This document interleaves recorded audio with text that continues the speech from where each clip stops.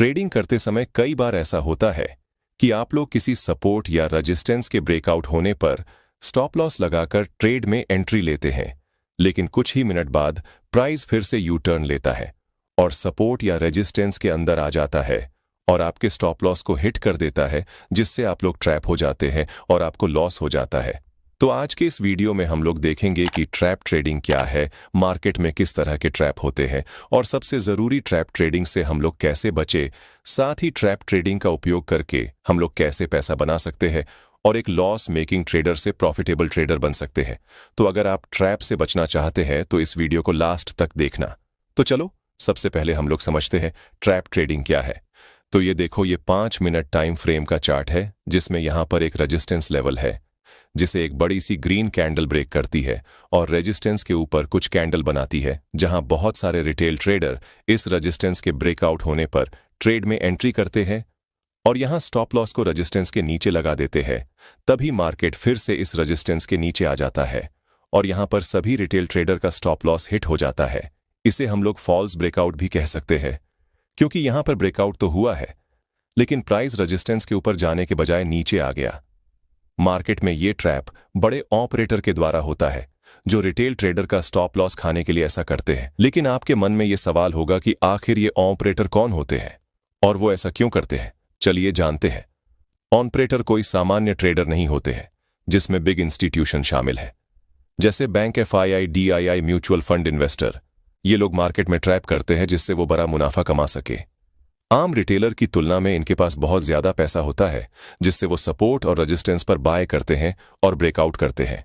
फिर जब सभी रिटेल ट्रेडर बाय करते हैं और वहां पर लिक्विडिटी क्रिएट हो जाता है तो ये सेल करते हैं, जिससे मार्केट रिटेल ट्रेडर के साइड न जाकर ऑपरेटर के साइड चली जाती है और रिटेल ट्रेडर का पैसा ऑपरेटर ले जाते हैं, क्योंकि ट्रेडिंग में जब तक रिटेल ट्रेडर लॉस नहीं करेंगे तब तक बिग प्लेयर प्रॉफिट नहीं कर पाएंगे। इसीलिए वो रिटेल ट्रेडर को ट्रैप करने के लिए फॉल्स सिग्नल को क्रिएट करते हैं, जिसे देखकर रिटेल ट्रेडर उनके जाल में फंस जाते हैं।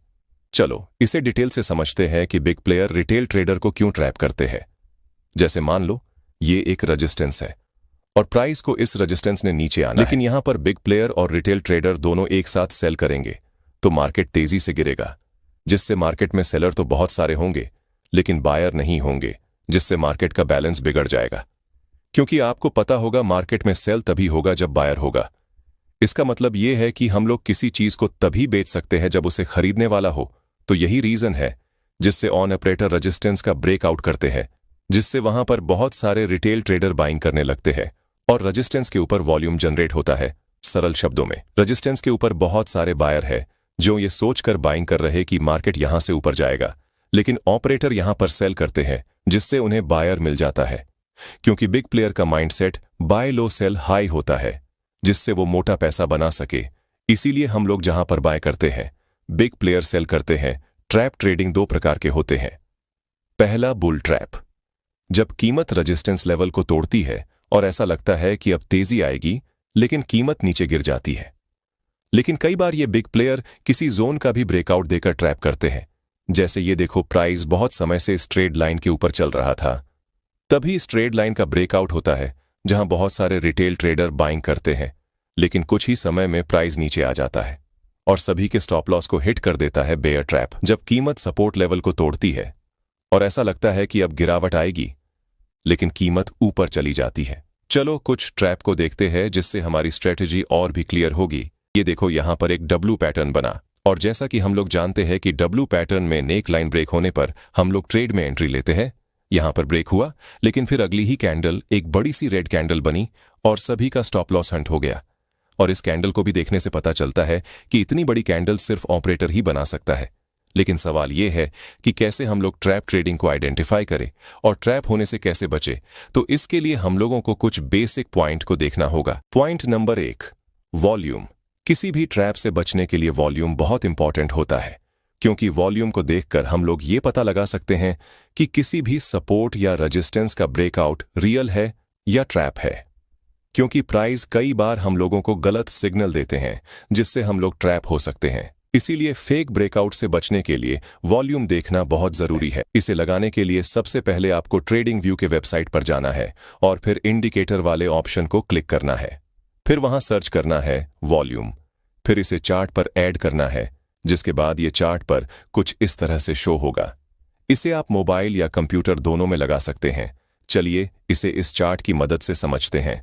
ये देखो, प्राइस बड़ी बड़ी ग्रीन कैंडल बनाते हुए ऊपर गई और रेजिस्टेंस को ब्रेक करने के बाद छोटे छोटे रेड कैंडल बनाकर रिट्रेसमेंट किया। लेकिन अगर हम लोग वॉल्यूम को देखें तो हमें पता चलता है कि प्राइस ऊपर जाने के समय बड़ी बड़ी ग्रीन कैंडल शो करता है, लेकिन नीचे आने के समय रेड कैंडल बिल्कुल छोटा है।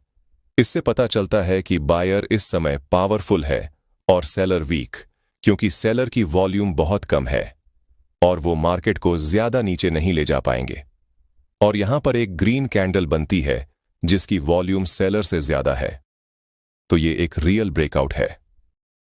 रियल ब्रेकआउट में इस चीज का ध्यान रखें, ब्रेकआउट कैंडल का वॉल्यूम हाई हो, रिटेस्ट कैंडल का वॉल्यूम लो हो, और फिर जब वहां पर ग्रीन कैंडल बने तो उसका भी वॉल्यूम हाई होना चाहिए, जिसके बाद आप यहां पर कॉल साइड की एंट्री ले सकते हैं और अपना टारगेट अगले रेजिस्टेंस तक रख सकते हैं। लेकिन जैसा कि आप लोगों को अच्छे से पता होगा कि शेयर मार्केट में कोई भी स्ट्रैटेजी 100% काम नहीं करती, लेकिन ज्यादा चांस है कि ये आपको अच्छा प्रॉफिट दिला दे और बड़े लॉस से बचा दे। अब समझते हैं फेक ब्रेकआउट को कैसे पहचाने।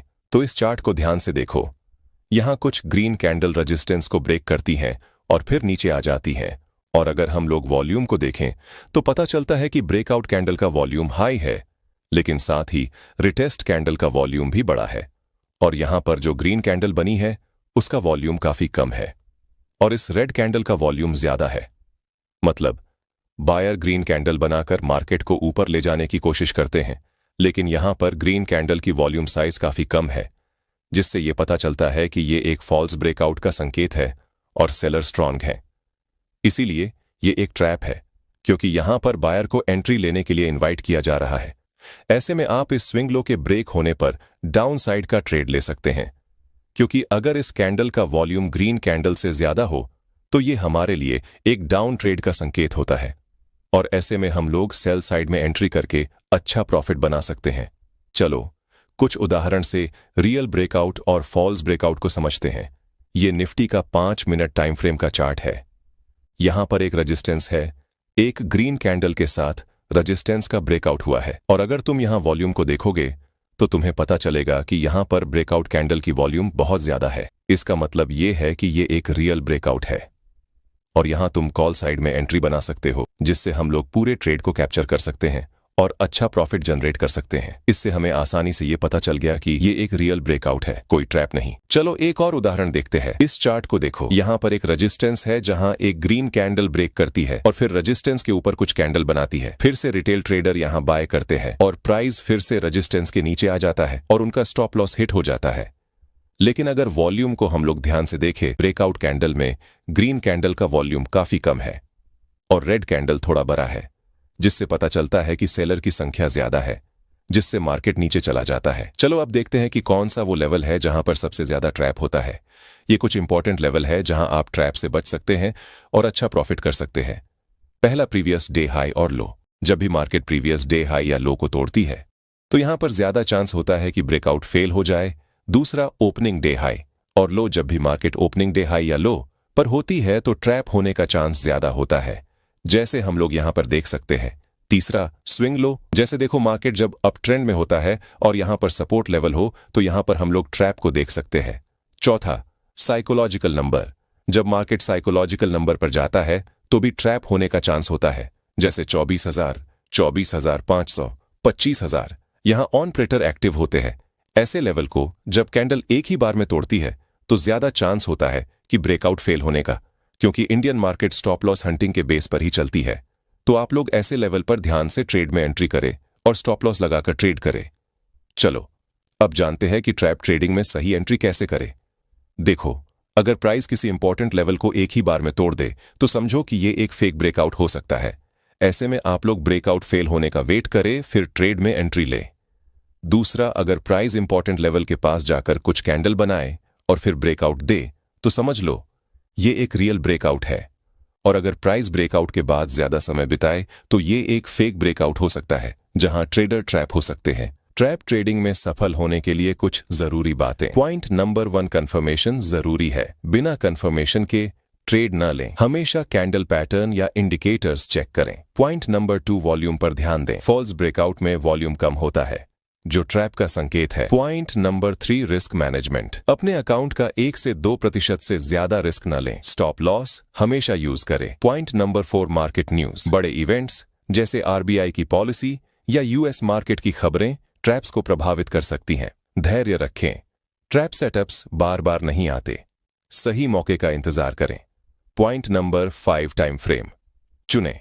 पॉइंट नंबर 6, अगर आप एक बिगनर ट्रेडर है तो एक लॉट से ही ट्रेड करें जब तक आप ट्रेडिंग को अच्छे से न सीख जाए, क्योंकि ज्यादा लॉट लेने से लॉस भी बड़ा होगा। पॉइंट नंबर 7, अगर ट्रेड आपके डायरेक्शन में है तो ट्रेल करते हुए आगे बढ़े, जिससे लॉस होने का चांस कम होगा। ये थी ट्रैप ट्रेडिंग की स्ट्रेटजी। इसे समझकर और प्रैक्टिस करके आप मार्केट में छिपे मौकों का फायदा उठा सकते हैं। अगर आपको ये वीडियो पसंद आया तो लाइक करें और चैनल को सब्सक्राइब करें। कमेंट में बताएं कि आप अगला टॉपिक क्या चाहते हैं। मिलते हैं अगले वीडियो में।